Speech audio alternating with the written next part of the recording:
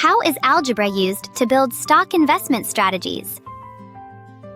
Can decisions about future trades be made in the present? Financial engineering is the study of solving complex problems in finance and economics using mathematics and computers.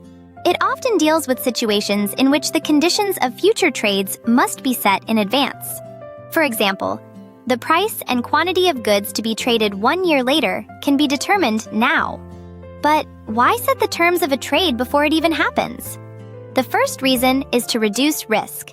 By setting future prices and quantities in advance, it becomes possible to stay steady despite unexpected changes and focus on other tasks.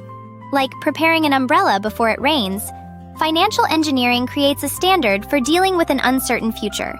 As a result, decisions can be based on calculation rather than vague worry. The second reason is to gain greater profit. If the future can be seen more accurately and decisions can be made more quickly, it becomes possible to stay ahead in competition. However, one point must be addressed. Does knowing mathematics always lead to making money? It does not. Markets always contain unpredictable factors, and many financial transactions are structured so that one person's gain becomes another's loss. Then, what role does mathematics play in this complex financial world? Consider the Black-Scholes equation, often called a magic formula in finance.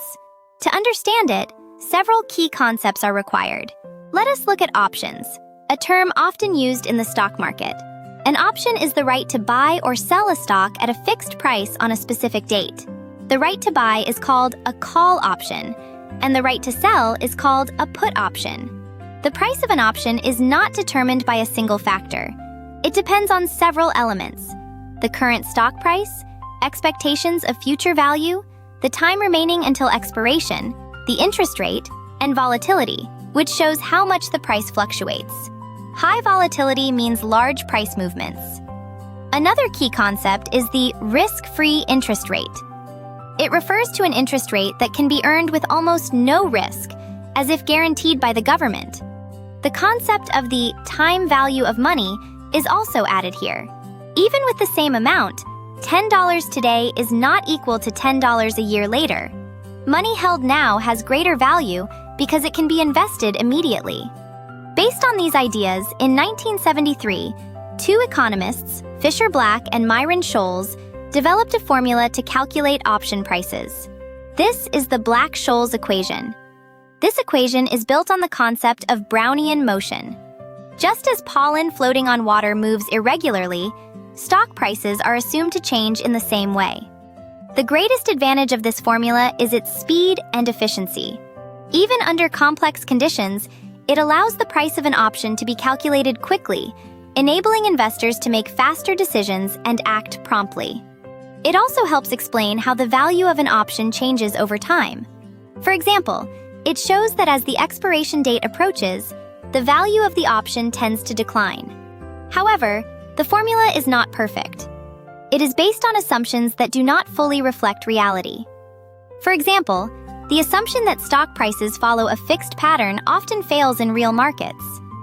The idea that markets always behave rationally also does not hold in reality.